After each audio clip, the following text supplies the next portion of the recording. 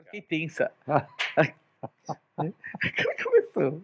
Já começou. Já começou. Vai, que você tem pra falar aí? Eu tenho para falar para eles e elas. Olá, pessoal. É Não assim. só Tá isso, aqui, não. mas você tá tensa. Não, tô nada. Não, relaxa, vai. Ai, meu Deus. Vamos começar que hoje o dia é muito especial, vai. É bem especial mesmo. Nosso convidado, ó, tá louco.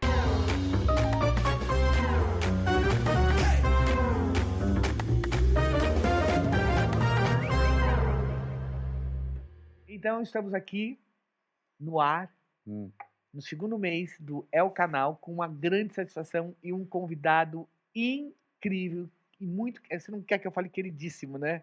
Acho Tá. tão cafona. Tá bom. E um convidado muito querido do meio teatral. Você sabe quem que é, Elias? Bom, para nossa sorte, esse jornalista maravilhoso é editor do canal MF, gente. Não é? Um luxo? Isso mesmo, é um luxo. E é muito uma honra ter você aqui com a gente, o Biratã Brasil, o nosso Bira. Viu, meu querido? Mesmo.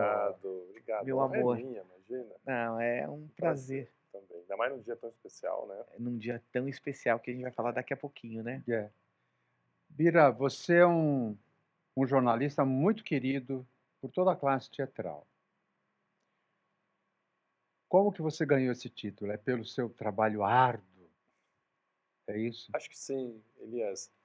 Porque eu né, vendo outros colegas, às vezes, no trabalho, às vezes as pessoas faziam por fazer, porque era obrigação do trabalho. Eu sempre fiz com gosto, com prazer, né? Teatro acompanho desde a minha juventude, vi inúmeras e maravilhosas peças, conheci muitas pessoas só como espectador. Então, aquela possibilidade de trocar uma ideia, conversar e descobrir como funciona, como se nasce um espetáculo, para mim era fascinante, sempre foi muito fascinante. Então, eu sempre que pude ia e continuo indo a ensaios, converso com boa parte do elenco, converso com o pessoal da produção, o diretor, diretora, enfim. É uma coisa de querer saber mesmo. E, obviamente, isso me ajudava muito para escrever também. Então, esse contato contínuo e constante faz com que você conheça as pessoas também te reconhecem, conhecem, e depois vê o trabalho publicado. Eu sempre quis ser muito honesto no que eu faço, né? E aí criou essa empatia, esse respeito, que me favorece muito, até como profissional. Porque eu sei que muitos diretoras não permitem que se vejam ensaios, né? Porque eu sei que é um processo muito delicado, muito complicado às vezes, né? Mas é lindo acompanhar aquilo, ver nascer o espetáculo. E me permitem ver o ensaio, sabendo que todos os erros que vão surgir ali fazem parte do processo e não vão influenciar na minha avaliação nem na minha matéria. Então, eu acho que isso ajuda muito a ter essa empatia com o meio teatral. E que legal. empatia, né? Não, porque eu, como diretor e como ator, eu também já participei desse encontro com você várias vezes, né? E realmente isso faz muita diferença, Bira. O fato da gente saber que você é apaixonada pelo ofício que nós exercemos, muda tudo. O seu olhar, como você diz, é extremamente profissional dentro da sua área. Sim. Você cumpre o seu papel e muito amoroso no olhar, né? E aí todo mundo fica à vontade, né? É maravilhoso. Obrigado. E isso, aproveitar, queria te agradecer em nome de toda a classe teatral pelo tanto que você tem feito pelo teatro. Obrigado.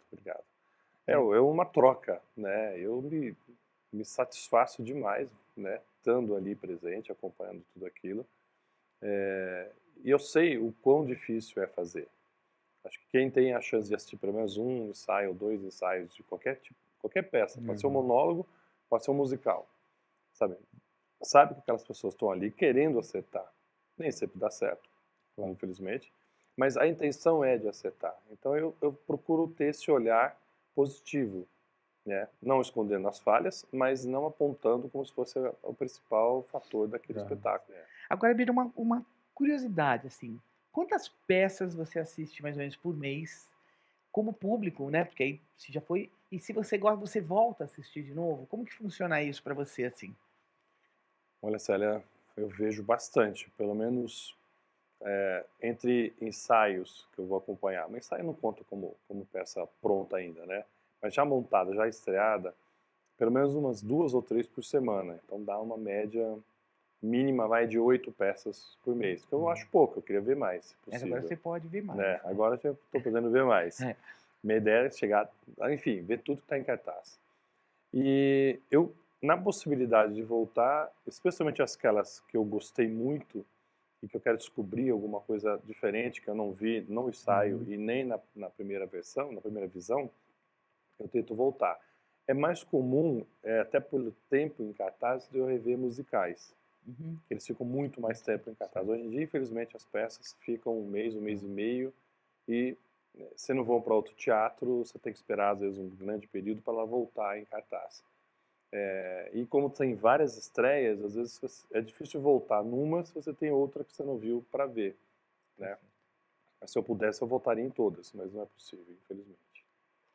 Bira, agora fala pra gente o que é e como é o seu trabalho aqui no canal MF. Ah, Elias, eu sou escravizado, é difícil. Tem umas pessoas que ficam me Eu ligando, entendo. mandando, mas vocês sabem como Eu é que é, entendo, eu né? entendo. Vamos fazer a hora da verdade. Eu né? entendo. Eu fico mandando mensagem a qualquer dia, a qualquer hora, pedindo coisa, né? Brincadeira. Não, é um prazer, primeiro, pela liberdade que eu tenho, que eu nunca tive, e olha que eu tenho 38 anos de carreira, né? Eu nunca tive essa liberdade para trabalhar, essa autonomia, cuidar exatamente do que eu gosto, teatro, trabalhar com pessoas que convivem com o teatro, sabem disso, sabem exatamente da importância daquilo, não só, né, o pessoal ali do canal, mas os nossos colaboradores, né, a nossa rede de Nós temos os colaboradores. colaboradores. Tá pesada, gente boa mesmo, né? Bom. Então, assim, é um trabalho, às vezes eu termino o dia exausto, porque eu fiquei o dia ou escrevendo ou lendo dos outros, né? Mas eu só sinto esse cansaço no final do dia. Ao longo do processo é tão legal, é tão maravilhoso que não pesa. Então, fora o lado da escravidão, a coisa é maravilhosa. Aí é com a Selma, isso é com a Selma, não é comigo não. Tá. E aí, hoje nós também chamamos o Bira, não só por tudo que ele faz, por tudo que ele fará e por tudo que ele significa no teatro paulistano, né? Principalmente, para nossa sorte, mas porque hoje é um dia muito especial, que o nosso querido, um dos maiores atores desse planeta, faria 101 anos, que é o Paulo Autran, E, né? Grande, Paulo. Esse é o Paulo Autran, ele tem uma importância muito, muito grande na nossa vida, né, profissional, na Morente Forte, que depois eu vou falar, né, Elias? com certeza. Para você também, né? Para todos nós, né? Muita saudade de vê-lo no palco atuando, né? Porque realmente era uma experiência importantíssima para qualquer jovem iniciante no teatro, né? Tenho muita saudade dele, muita saudade das escolhas que ele fazia, dos espetáculos todos que ele montou. Eu trabalhei com ele dirigindo 2 espetáculos e fiz como ator com ele a última peça. Enfim, também participei do Quadrante, viajando, fiz um cenário, dei um acabamento. Enfim, é um homem que virou meu amigo, né? É o amigo mais velho que eu tive e que eu tenho muita saudade. O Paulo, quando a Morente Forte é de 1985, né? Em 1989, então entenda a importância que esse homem tem na trajetória da Morente Forte. Nós começamos a trabalhar com ele, eu e a Selma Morente, com um quadrante pelo interior de São Paulo. Nossa, mas as histórias desse daria um outro programa, né? Mais de um até. Nossa, daria muito, porque foram muitas histórias, muito aprendizagem. E até hoje eu fico perguntando se ele gostava mais da gente trabalhando com ele ou jogando baralho, que era toda semana a gente jogava baralho. Sagrado, né? Sagrado. Eu, a Selma, Karen Rodrigues e ele. Mas tem duas histórias, dois fatos que eu queria falar, porque eu acho que é importante as pessoas saberem disso. Quando eu fiz 37 anos, faz tempo, Já falo que ele já ia Nossa. falar alguma coisa, já falo. Não, Quando, tudo bem. quando eu fiz 37 anos, eu cheguei pro Paulo, nós fomos almoçar, né? Aí cheguei pro Paulo e falei, Paulo, cara, tô ficando velha. Tô fazendo 37 anos hoje, né? Aí ele falou assim, vixe, com 37 anos, eu não tinha realizado nem 10% do que eu realizei na minha vida. Olha. Mas isso veio, é de uma importância que eu carrego até hoje, né? E outra coisa que ele falava também, foi assim, olha, a vida passa rápido, mas é longa. 10 anos de sucesso ou 10 anos de fracasso não significa nada. E é isso, né? Ótimo. A gente precisa ter uma trajetória inteira, né? Porque às vezes muita gente se garante, pô, 10 anos aqui de sucesso, tô bem. E aí você vê que não significa nada mesmo perto da sua trajetória de 40, 50 anos, não é? É. Tô Tá falando isso para emocionada. mim por quê? Não, eu tô emocionada, eu fico emocionada sempre, Ah, porque é isso, né? Foi um homem de teatro, e a gente tem sempre que lembrar, né? Quando morreu no palco praticamente, porque estava fazendo Avarento, que aliás tem umas histórias boas do Avarento, né? Você com ele, porque o Paulo era muito divertido, né? é bom, claro que tem muitas histórias, algumas ficarão só no meu arquivo, mas tem muitas histórias, né? Tem coisas.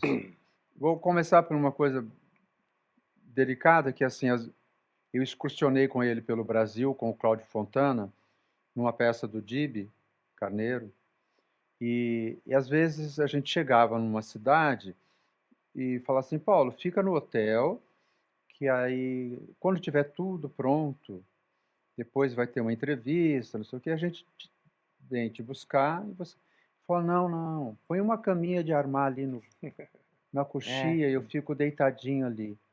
Então, ele ficava ali, quietinho, dormindo, e a gente montava tudo. Isso tinha uma singeleza e tinha não era medo de solidão, não, ele queria estar próximo, ele estava no lugar certo, ele gostava de estar ali, né? Era uma coisa muito legal. E tem histórias assim, imagina, dirigi uma peça, o Sr. Green com o Cássio e ele, o Cássio abria a porta do elevador, ele já dava a deixa da primeira fala do segundo ato. O coitado do Cássio não conseguia nem trocar de roupa, né? Ele era... Era desesperado. E tinha uma cena que ele caía atrás do sofá e todo mundo ficava assim, ai meu Deus, um velhinho caindo, né? Aí ele ficava lá atrás fazendo um monte de micagem horríveis pro Cássio e ele se divertia com essas coisas. E no Avarento também. Ele fazia muita careta para mim, fazia umas coisas, eu virava de costas, eu tinha que mostrar que a minha roupa estava rasgada, ele era meu patrão, e eu colava um cigarro no bumbum com uma fita crepe e mostrava para ele. Ele ria, eu botava uma foto dele também. Ótimo. Ele se divertia. Eu adorava ele. Ele era muito divertido, muito sério. E um homem, eu peguei esta fase dele.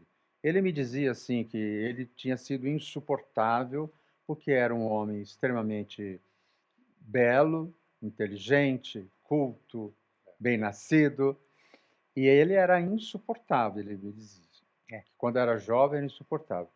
Depois ele foi ficando molinho, facinho. Nós pegamos essa fase também, né? Porque de 89 até quando ele faleceu, 2007, nós trabalhamos com ele, assim, foi muito tempo. Período Toda longo, né? semana a gente jogava baralho. Nessa do baralho, a gente via também o outro lado do Paulo, né?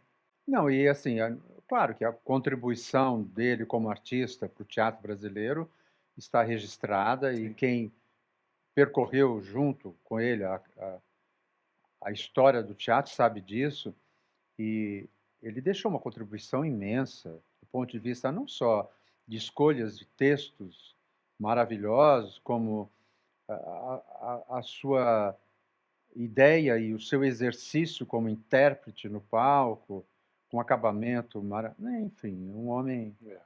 E me sinto muito feliz de fazer parte dessa história, assim. um homem que me deu muita credibilidade como artista, porque em nenhum momento dessa trajetória, da nossa relação, ele nunca disse, não, não, não, garoto, isso eu não faço. Você sabe com quem está falando? Uhum, uhum. Nessa peça mesmo, quando ele caía, a peça mostrava que ele tinha que cair lá dentro. Eu falei, Paulo, se você cair em cena, é muito mais impactante para o espectador. É. Aí o produtor falou, pelo amor de Deus, um homem está com 80 anos, quer acabar com a minha produção? Aí eu falei para o Paulo, falei assim, olha, o produtor está achando que eu vou estragar tudo. Ele falou, não, pode deixar. Vamos fazer como você quer. Olha. Fiquei desesperado, eu fui na Amaral Gurgel, que vendia uns colchões de espuma. Eu falei, pelo amor de Deus, põe muita espuma, porque se esse homem se machucar, eu vou Nossa. ser linchado. Nada, ele fazia tudo tranquilo, era maravilhoso. Bom, Bira, agora chega, a entrevista é sua, já nos excedemos. Porque é um assunto muito emocionante, né? Muito Ah, emotivo pra pra mim nós, falando também, é né? muito de especial. amigos, mas É. gostaria que você, como você sempre registrou muito o teatro, com as estreias, com os artistas, queria que você falasse desses encontros com o Paulo. Nossa, eram maravilhosos, Elias. Era da mesma maneira para você e para Célia também. Essa convivência era, né, quase que uma honra, e para mim, idem. Né? O Paulo, eu fui muitas vezes na casa dele, ali nos Jardins. Aliás, acho que morava a Beatriz Segal A também. Beatriz Segal no E o primeiro Juca de Oliveira. Era O Edifício Casa das Branca. Estrelas, Na na Casa Casa Branca. Branca. É. Um dia, até quando eu fui entrevistar o Paulo, eu encontrei a Beatriz saindo, com aquele bom humor tradicional da dona Beatriz, que a gente conhece, lembra, né? E na hora de ir embora, desci com o Juca. Ou seja, foi todo Era muito bem, legal. bem bacana isso. E o Paulo, até hoje, o que me impressionava muito nele era a voz. Tem pessoas que têm uma voz, o Paulo Goulart era outra pessoa, que tem uma voz assim, muito marcante, muito, que fica ressoando na sua cabeça. Eu não posso ver uma foto do Paulo ou uma imagem sem som, que a voz dele vem imediatamente com aquele jeito de falar, né? Aquela dicção dele. E era um ótimo contador de histórias. Ele ficava meio devagar, deixando você tomar conta, achando que estava tomando conta da situação. E nisso ele emendava um cigarro no outro, aquilo me deixava muito aflito, porque ele realmente era exatamente isso, vocês sabem bem, né? Um cigarro no outro. Comia. Mas quando ele contava as histórias, ou quando ele trazia o álbum de fotografias, e aí contava a origem daquela foto, ó, os bastidores, era uma coisa maravilhosa. Eu lembro, a história que eu mais gostei de ouvir dele, posso contar? Claro. Claro. Quando ele contou, ele estava fazendo Liberdade, Liberdade, o texto do Milor e do Flávio Rangel, né, em 65, ou seja, um ano depois do golpe militar. A peça Liberdade, Liberdade é uma colagem de textos e músicas que usam a liberdade como ponto de partida e, claro, era uma afronta àquele regime que estava se impondo no Brasil. Teve problema com censura e tal. E ele conta que um dia ele estava fazendo a peça e aí ele vê Glauber Rocha na plateia, sentado ali num canto, num lado da plateia. Aí, daqui a pouco o Glauber está sentado em outra poltrona. Daqui a pouco o Glauber está em pé, na lateral. E ele ali tentando manter aquela, né, o papel, mas curioso. Acabou a peça, o Glauber desapareceu, não foi lá. Não gostou, né? Mudou de lugar para ver se melhorava e não gostou. Sessão seguinte, o Glauber de volta, no outro lado da plateia. Mesma coisa, sentava aqui, daqui a pouco estava em pé, daqui a pouco sentava mais para o lado, acabou a sessão, foi embora, nada. E o Paulo falou, mas o que está acontecendo? Esse homem, né, vem, fica mudando de lugar e vai embora. Na terceira sessão, o Glauber na frente dele ali, sentou na primeira fileira e ficava em pé e olhava e fazia aquela coisa de cineasta, assim. Aí ele não aguentou, acabou o espetáculo, já chamou o Glauber, falou, o que acontece que você tanto vem e fica mudando de lugar e vai embora? Ele falou, não, eu estou fazendo o casting, né, eu estou fazendo a seleção de elenco do meu próximo filme, que era Terra em Transe, e me indicaram você, eu não conheço o seu trabalho, eu vim ver se você realmente é apto ou não ao papel. E você porque pela posição de câmera que eu fiz aqui, você realmente é um personagem cinematográfico. E aí ele foi e fez, né? Porfírio Dias, que é o personagem dele. Hum. É um político daqueles que a gente conhece bem, né? Bem cheio de gana pelo poder. E acho que é um dos melhores papéis do Paulo no cinema, porque é também um dos melhores filmes do cinema brasileiro. E ele dizia que o Glauber era realmente uma pessoa genial para criação em cena. Não era nada preparado, ele criava tudo naquela hora.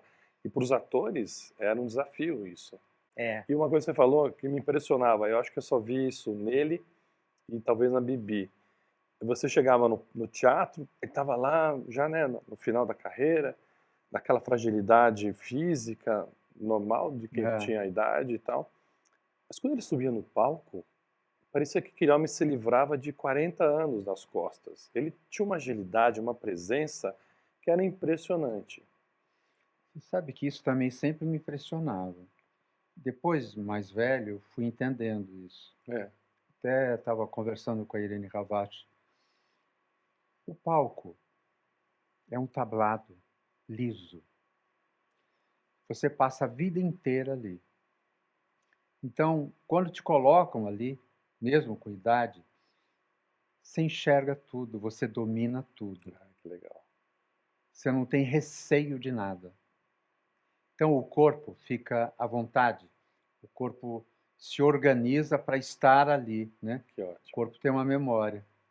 E isso sempre me chamou a atenção. É legal de ver, né? É muito lindo. A Bibi era a mesma coisa. A Bibi mirradinha, então, sem pescoço nem nada, andando.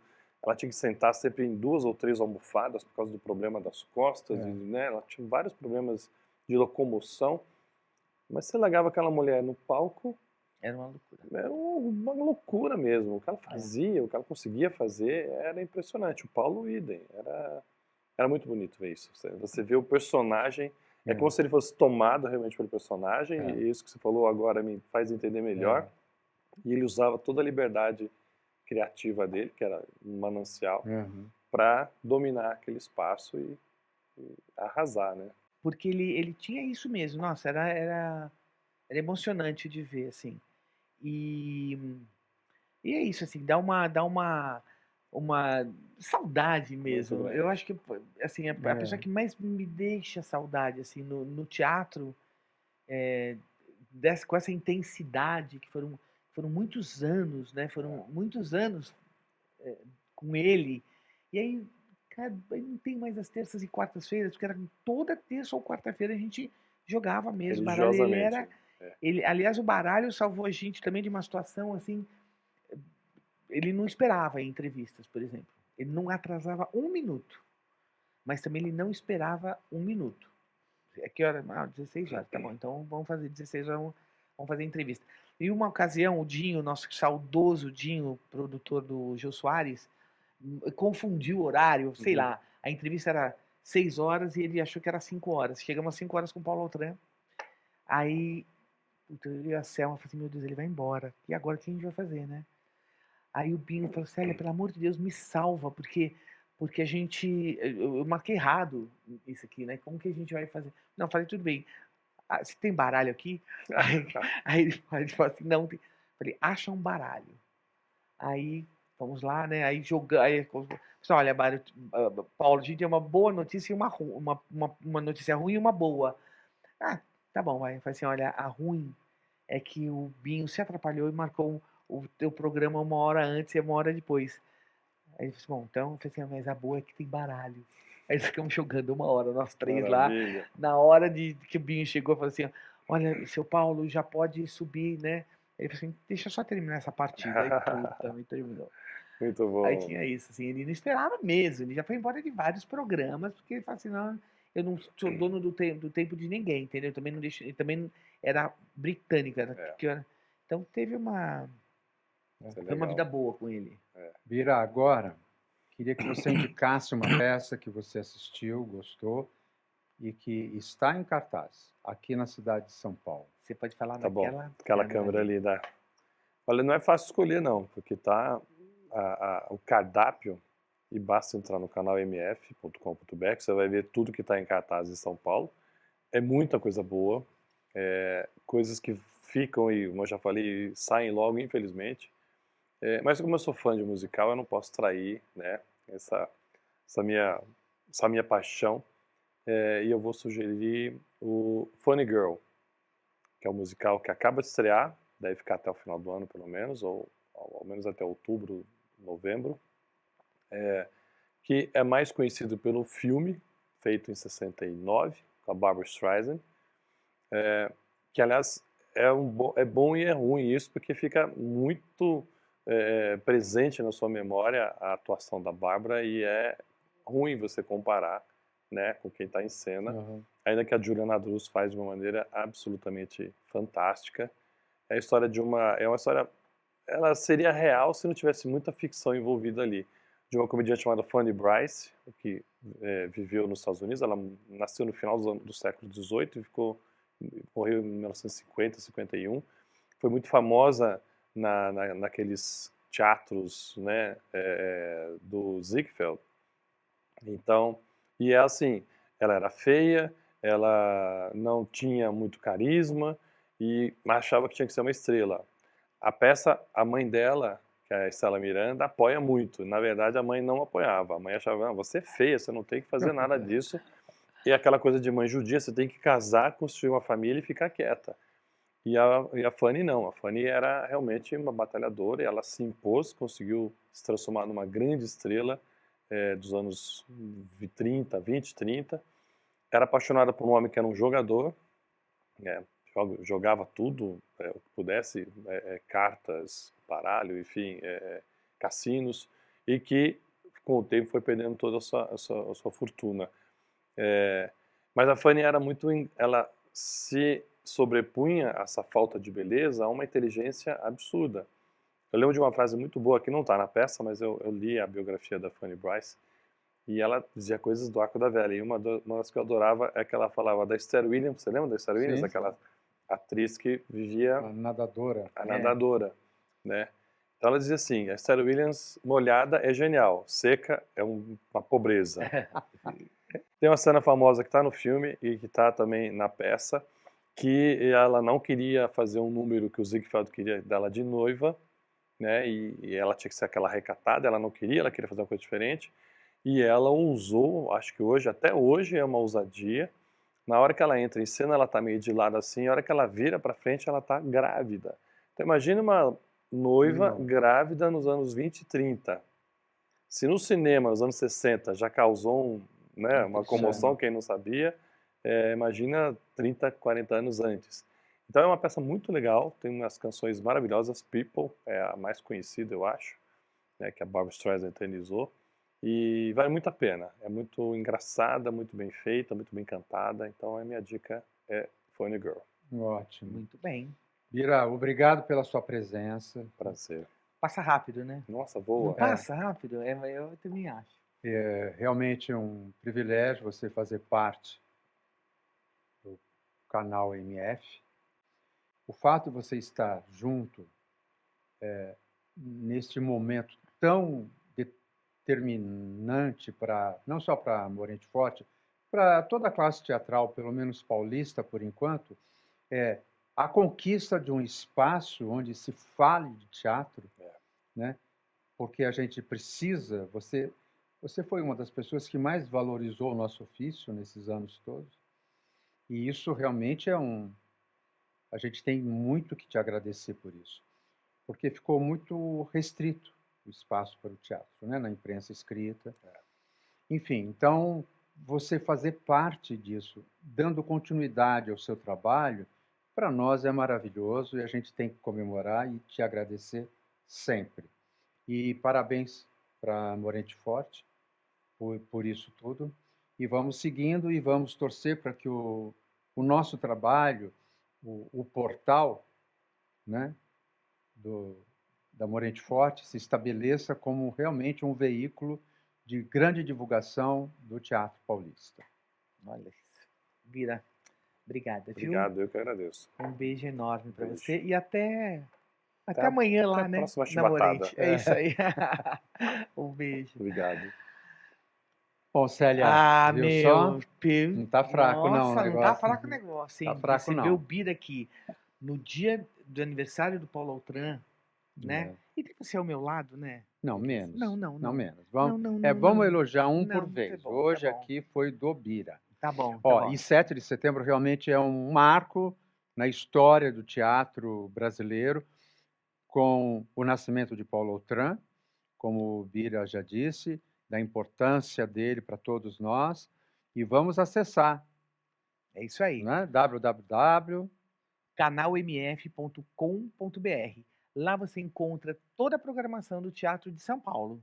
E tem o Por Aí também, que são peças que estão por aí. Rio de Janeiro, Recife, sei lá, Guarujá, né? E também aproveitando, gente, que no próximo programa No próximo programa... também teremos quem? Quem? Uma outra imortal, uma grande poeta, escritora, desenhista, dramaturga, morreu, inclusive, fazendo teatro. Nós estamos aqui prontos para falar sobre Pagu. De uma linda dramaturgia e Sim, atuação da de Marta Nowil. Enoil. Nowil. O Enoil. Nowil. A gente vai A gente saber. precisa perguntar A para gente vai ela, perguntar né? para ela no próximo programa. é. A direção... Tá, depois falamos da direção. A Marta fez a dramaturgia do espetáculo e vai contar todo o seu processo criativo e o porquê que ela resolveu prestar esta homenagem a Pagu. Pagu, até onde chega a sonda. É isso. Até quinta-feira que vem. Até. Eu fiquei segurando a tosse. Não é para segurar nada. Você tava tenso, tava segurando a tosse. Olha lá. Você trata bem o Bira, né, gente? Tratei bem. Porque na frente da câmera é uma coisa. Céu, que nervoso, a tosse aqui, ó.